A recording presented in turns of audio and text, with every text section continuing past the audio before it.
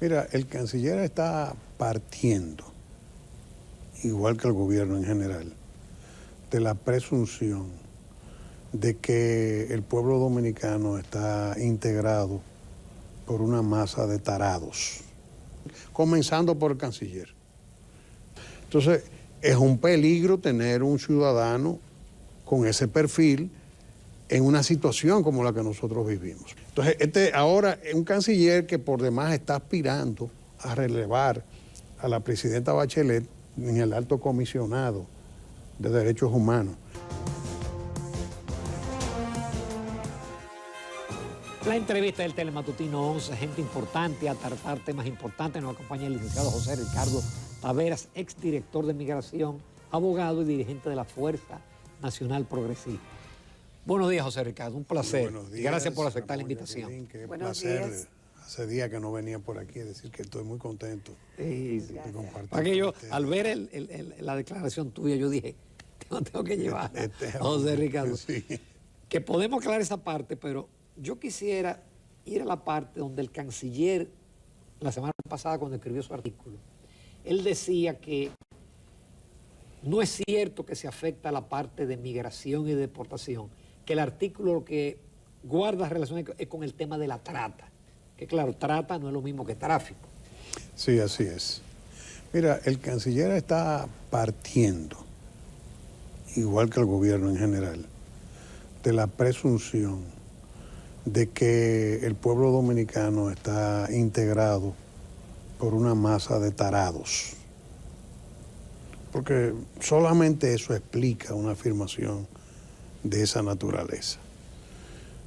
Lo primero es que someten el proyecto, lo someten como un acto de gobierno de mucha importancia. Él no, los proyectos. Porque es un proyecto que no llega por mensajería. Son proyectos que llegan con una comisión integrada por el canciller, el consultor jurídico y la ministra de la Mujer. Lo que implica que eso es un mensaje al Congreso de que es una política de Estado de alto nivel. Porque los proyectos ahí llegan por mensajería. Tú ves ese tipo de episodio, tú lo ves probablemente una vez al año cuando van a depositar la ley de presupuesto, que obviamente tiene mucha presión en el Congreso porque todos los congresistas quieren incidir para que hayan partidas para sus comunidades. Y entonces ahí se le da una importancia de ese tipo, con que va el ministro de Hacienda generalmente a entregar el proyecto al presidente de la Cámara, por la cual es introducida, y a los voceros para socializar el tema. Entonces, eso por un lado. Por otro lado, este señor, que se ha caracterizado por ser una persona anodina, totalmente desaparecida en momentos en que el país ha necesitado de su vocerato, el presidente ha tenido que salir a asumir personalmente el trabajo que le corresponde a él hacer en muchísimas ocasiones, y resulta que de buenas a primeras tiene un liderazgo en el debate de este tema. ¿Y por qué yo digo que nos asumen como tarados? Bueno, pero si tú estableces el principio de no deportación, al mismo tiempo que una disposición que dice no podrán ser deportados, dispones también que tiene que haber reunificación familiar, no en un proyecto, no solamente en el de trata y tráfico, también el de protección integral de la mujer. Entonces, cuando tú ves eso, ¿cómo tú me vas a decir a mí que en una realidad como la nuestra nosotros podamos tener una política de esa naturaleza? Sobre todo cuando tú ves los Estados Unidos haciendo todo lo que hace. Estados Unidos tiene 34 habitantes por kilómetro cuadrado. Nosotros tenemos 300 ya. Haití tiene más de 400. O sea, nosotros somos de los territorios más poblados del mundo. Con una realidad, lo que yo digo, la vecindad con el colapso, nos hace a nosotros tener que tener una actitud diferente con una serie de temas como este. Entonces, él no puede decir que esto no tiene repercusiones migratorias. si realmente el cuestionamiento fundamental que le ha hecho toda la comunidad jurídica sensata, la que no está usufructuando el drama ajeno, porque hay quienes facturan estos temas. Entonces, él no puede salir con que no existe eso. El gobierno ha tenido que retirarlo porque medio país ha salido, a mucho más de medio país, ha salido a confrontar este tema. Todo porque él tiene un interés personal. Licenciado, pero el retiro es por 45 días y van a quitar algunas cosas que, dice Leonel Fernández, si fuera tan bueno no lo retiraran para quitarle cosas. Pero la realidad que vive la República Dominicana actual, con relación a lo que está ocurriendo en un Haití descalabrado, y también la visualización del tema a nivel internacional, ¿amerita alguna acción legislativa a su modo de entender de la República Dominicana? Mira, se aduce, es parte de los argumentos del canciller, que la ley actual de trata y tráfico es obsoleta. Yo no sé hasta qué punto una ley que tiene 20 años es obsoleta, porque las leyes no sufren de obsolescencia programada, como se dice en el ámbito industrial. Las leyes se conciben para regir durante largo tiempo. Y yo pongo de ejemplo el Código Penal nuestro. Es el Código Penal francés de 1804. Se usó en la fundación de la República en francés hasta 1882, que fue traducido. Y todavía es una legislación vetusta, pero una legislación que en este momento está enfrentando el fenómeno criminal en la República Dominicana, a pesar de todo. Se sabe que tenemos que evolucionar, porque ya es demasiado. Pero una ley de 20 años es una ley joven. Entonces, tú tienes que partir de lo primero, eso.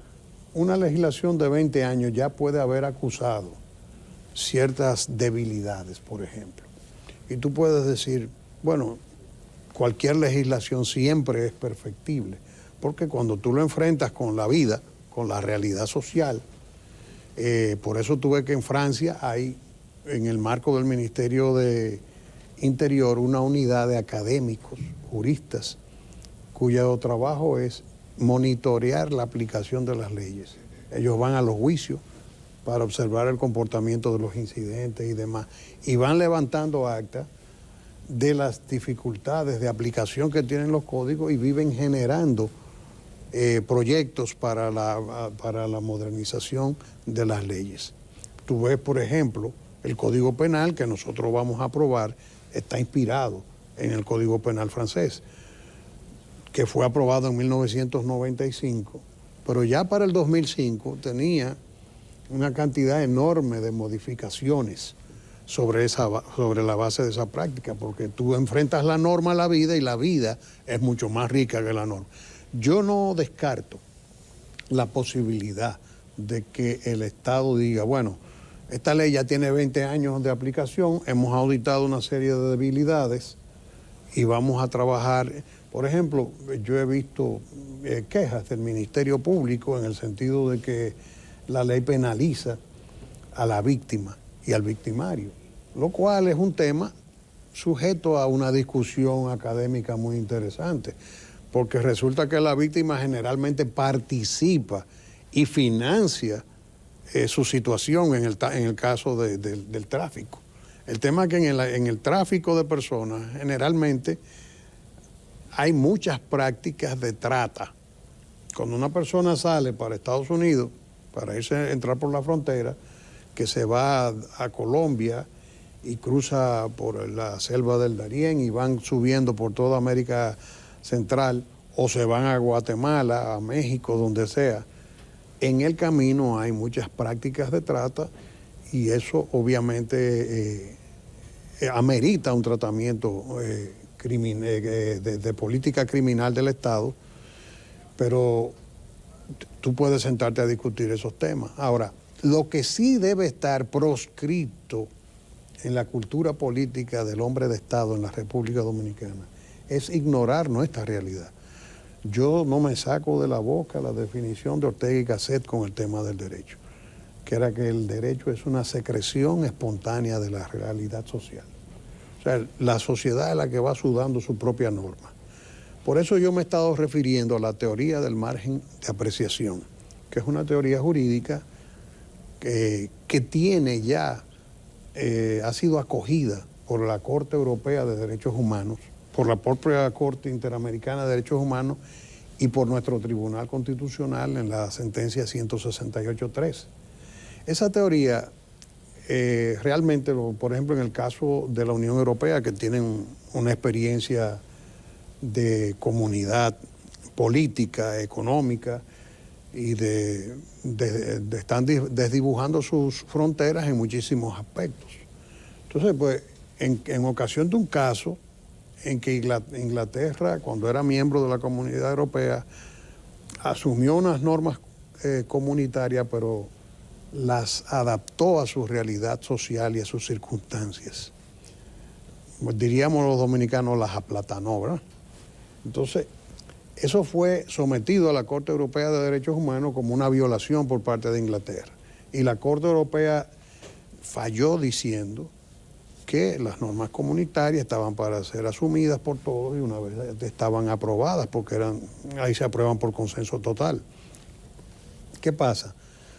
Pero que cada Estado tiene la posibilidad de hacer una adecuación a sus realidades y a sus circunstancias.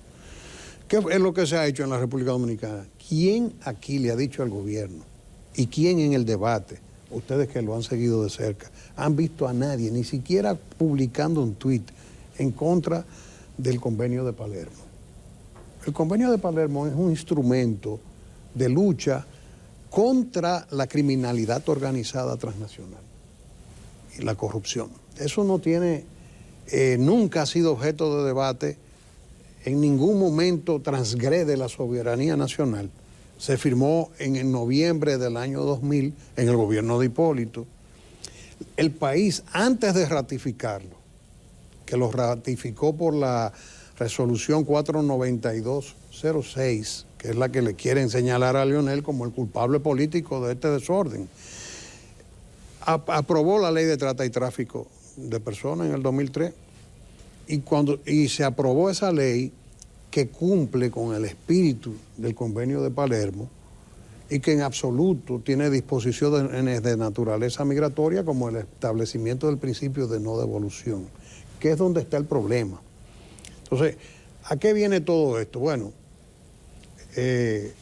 una vez el proyecto es sacado a la luz y la población se empodera del tema, que se dan cuenta del error, todo parece indicar que el presidente habrá llamado al canciller y le dijo, mira, sal a defender tu adefesio.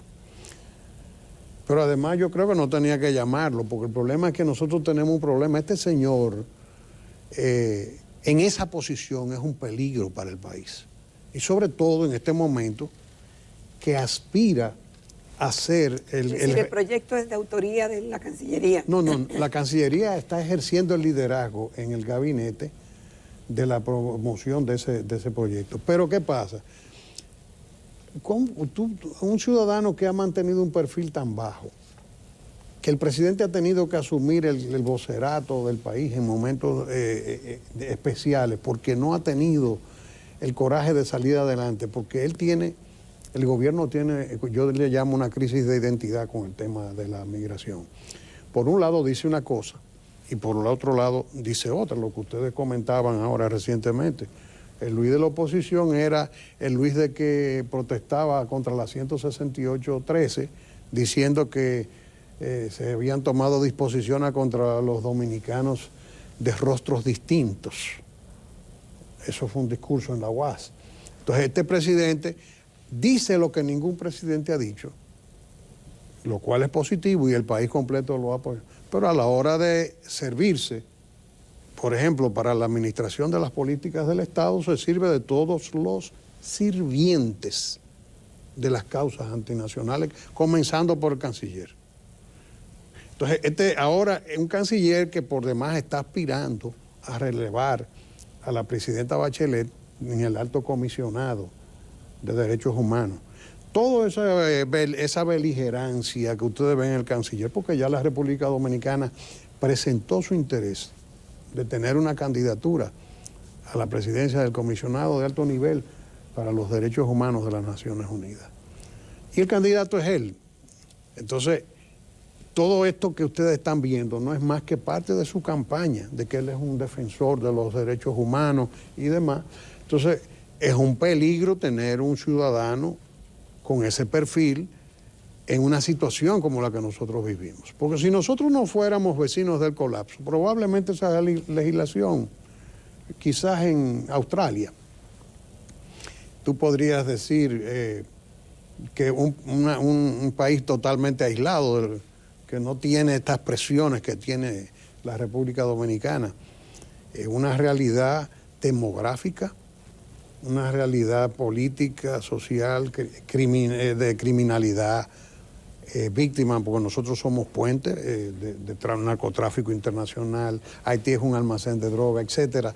Todas esas cosas nos deben llevar a pensar a nosotros que nuestra realidad política nos obliga a tener que acogernos a la teoría del margen de apreciación de todo este tipo de legislaciones. ¿Qué es lo que está pasando? José Ricardo, vamos a hacer una breve pausa. Sí, Interesante. Retornamos en unos minutos con el doctor José Ricardo Taveras. Continuamos en Telematutino 11. Esta mañana estamos conversando con el licenciado José Ricardo Taveras, abogado, exdirector de Migración y miembro importante de la Fuerza Nacional Progresista. Licenciado, usted decía cuando estaban los anuncios que esta semana es clave, justamente pensando en el 27 de febrero y la agenda legislativa vigente y lo que puede venir de aquí en adelante. ¿Cuáles son esos temores y de qué debemos estar atentos?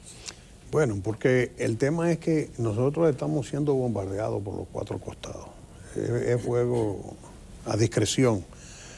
Junto al proyecto de ley de trata y tráfico de personas, fue depositado también un proyecto de protección integral a la mujer. Ese es otro proyecto que tiene realmente el componente migratorio que tiene el proyecto de trata y tráfico de personas. Porque ese proyecto en el artículo 77 también asume el principio de no deportación. No solamente eso, que también no se puede deportar ni la mujer, ni los parientes, ni se puede deportar la familia, incluso hasta la posibilidad de la integración, de la reunificación familiar con parientes que estén fuera. Ellas tienen derecho a pedir que venga para no estar sola. Entonces, pero al margen de eso también, y es bueno que todos nos pongamos a estudiar este proyecto, ese proyecto también va a meter el país en el debate de las ideologías. O sea, una de las cosas que contempla es que ya comienza con el tema de definir qué es una mujer. Si es mujer y se siente ser mujer. Entonces, todas esas cosas nosotros tenemos que comenzar a verlas con pinza en el marco, porque no podemos permitir que el país sea metido en esa agenda. La agenda de las ideologías, que también un debate impulsado por el Ministerio de la Mujer, el propio canciller, entonces por el tema de ser genuflexos con el poder extranjero que está impulsando esta agenda. ¿Qué es lo que esos proyectos, todos, y tú sabes muy bien, Ramón, como economista, hay un órgano, la OCDE, yo diría como que el cerebro, la inteligencia que está moviendo el mundo ahí discretamente. Ellos son los que generalmente promueven todas estas agendas, generan los insumos de estos proyectos de ley enlatados. Desde ahí pasan a Naciones Unidas, que se encarga de distribuirlos alrededor del mundo para crear estas legislaciones tipo que ya son mundiales, vamos a decir. Hay cosas que tú la ves muy positivas, por ejemplo el derecho de propiedad intelectual, es un tipo de legislación que más o menos ha sido homogenizada a nivel mundial, pero hay cosas que ya son invasivas de la cultura, de la identidad de las naciones.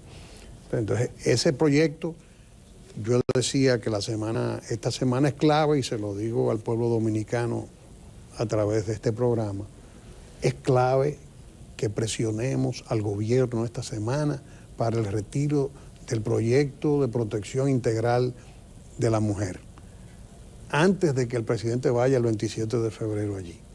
Porque el presidente debe saber que el pueblo dominicano conoce que ese proyecto es una amenaza, no solo migratoria, sino también una amenaza a la identidad del pueblo dominicano en lo que tiene que ver con sus valores en torno a la concepción de la familia en la República Dominicana. Entonces, es clave que esta semana nos involucremos todos como si fuésemos un solo hombre y una sola mujer, en hacer que el presidente retire ese proyecto de alguna manera. Él ha demostrado que escucha. Hay personas que entienden que es un déficit. Yo creo que sí, que lo puede ser en cierta medida. El hecho de que él no retira, como que recula mucho, eso de que él echa atrás es una expresión de que improntiza demasiado, de que improvisa. Bueno, pero qué bueno que rectifica. Pero qué bueno que rectifica. Entonces, hay que apelar a ese espíritu que él tiene de sensibilidad, de escuchar, para que él también rectifique en cuanto a retirar. Y que se disuada de la posibilidad de reintroducir estos proyectos. Porque son proyectos que los dos constituyen una amenaza estructural a la soberanía, a la identidad, al territorio y a los valores en base a los cuales está congregada la sociedad dominicana. José Ricardo Tavera, magnífico. Muchísimas gracias por ustedes. Muchas gracias, por ese Ricardo. aporte. A ustedes. Y nos seguimos por darme viendo. la oportunidad. No, siempre. Sí, gracias. Nos vamos a comerciales. En la recta final vamos a contar con la participación de la licenciada Miriam Batista. Ella es directora de articulación del programa Supérate.